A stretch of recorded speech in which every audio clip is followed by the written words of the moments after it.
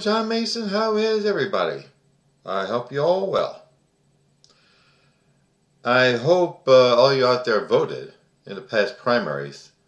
See, May 18th, last Tuesday, was primary election day in Pennsylvania, and I took part in my division's election board, helping people work the voting machines. And I'm very proud of the work I have done. I'm proud of the team I work with. I mean, that's democracy. People in the neighborhoods, on the shop floor, coming together, taking on the problems of the community, finding solutions. That's what it's about.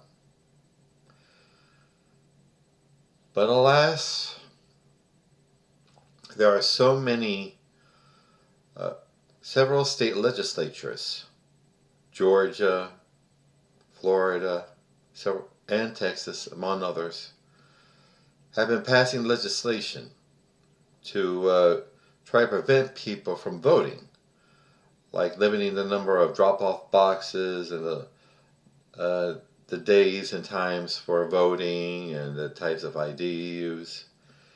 And in Georgia, the law is you can't, it's a criminal penalty to serve food and drink water to people standing in line in the hot sun 4 hours to vote. How is that a crime? How is giving people food a crime? Please tell me. All this to discourage people from voting. And of course, they think we're just going to sit back and take it. No, we are not. There's also legislation to punish protests, like the local law enforcement agencies decipher themselves what a riot looks like, even allowing drivers to run their cars through protesters. And we're supposed to take that. No, we will not take that. These are the products of the Republican Party as it is now constituted. Well, I'm sure there's several individual persons in the party that are disgusted with the Trumpist turn of events in the party. But as a whole, the party is totally sold. It's sold to the orange ogre lurking around Mar-a-Lago.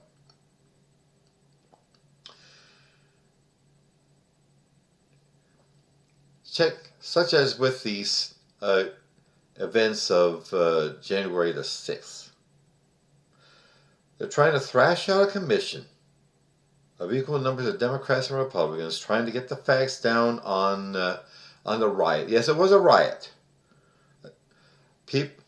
Raging maniacs that Trump riled up, trying to kill members of Congress. You remember the chant, "Hang Mike Pence, hang Mike Pence." Remember that? And some gutless wonders in the Congress saying, well, it's just another, looking like more like tourists touring the Capitol. You know. And there were those people stampeding around, looking for the restroom. They were out to kill. And they have killed. Like the police officer injured, the Capitol police officer, Brian Sicknick, several other officers. It could have destroyed our democracy. And they thought it was a big lark. Thought just go home, go back to their hometown, brag about it on Facebook. That's how they were caught on Facebook. But that's how they're caught on Facebook, bragging about raiding the Capitol, trying to destroy our democracy. And the FBI was able to pick them up. And there's more to come. And they're trying to organize a truth commission to sort out the facts of January the 1st. January the 6th, just like they did for 9/11, I mean, this is the same party that raved about Benghazi, putting Hillary Clinton on on the table, trying to get her tooth break about Benghazi, where alas four Americans have died in the service of this country.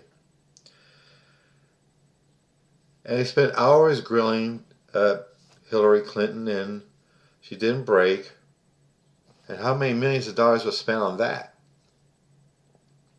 And they turned up nothing. Nothing. But they're still raving about Benghazi, but they just don't want to deal with the events, the riot of January the 6th. They don't want to face it. This rioting mob could have killed them, Democrat and Republican, pro or anti-Trump. But Kevin McCarthy, the House Minority Leader, who could have been killed alongside of the rest of them, and begged for help from the orange ogre, the tangerine tumor. He begged him for help, but Trump brushed him off. And when things calmed down and the House reassembled, McCarthy laid the blame squarely on Trump. But a week later, and some other time later on, McCarthy went all the way to Mar-a-Lago to kiss Trump's ring, make up with Trump. This is the most disgusting thing. Trying to suck up to the person who tried to kill you. For what? And as you know, Trump is not loyal to his loyalists. Same holds true with Ted Cruz. Ted Cruz Trump insulted his wife and slandered his father. But now Cruz is the worst Trump lapdog. And this is the party that's trying to repress our votes, trying to repress our opinion, trying to express our ability to come together for our protection.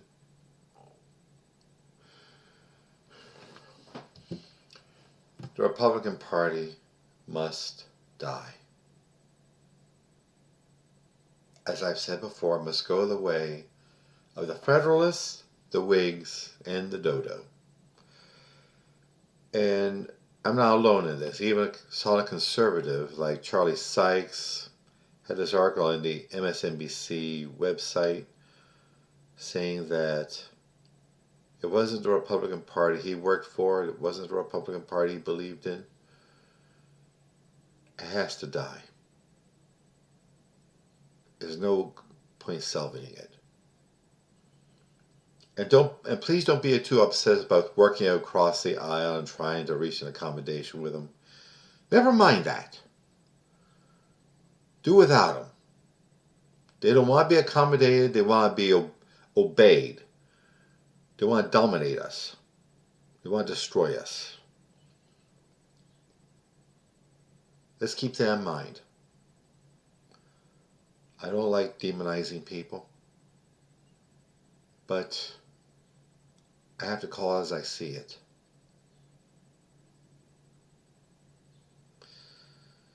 Okay, on a more cheery note,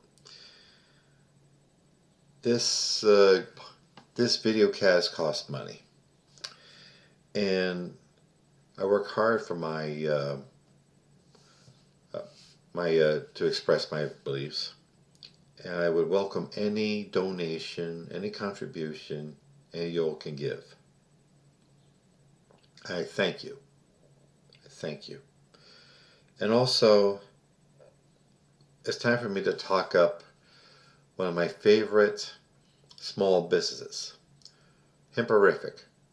They're located on 15th and Snyder in South Philadelphia. They got the finest CBD products you can imagine. They got flowers, they got edibles, candies, drinks, other products. Wonderful stuff. Hemperificllc.com.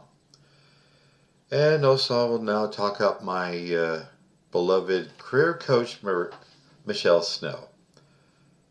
Like any other coach, she'll push you, she'll motivate you, she'll encourage you, she'll let you know she's proud of you, she'll let you know when you need where you need a little work, and she'll help you network with other small businesses and professionals on their way up.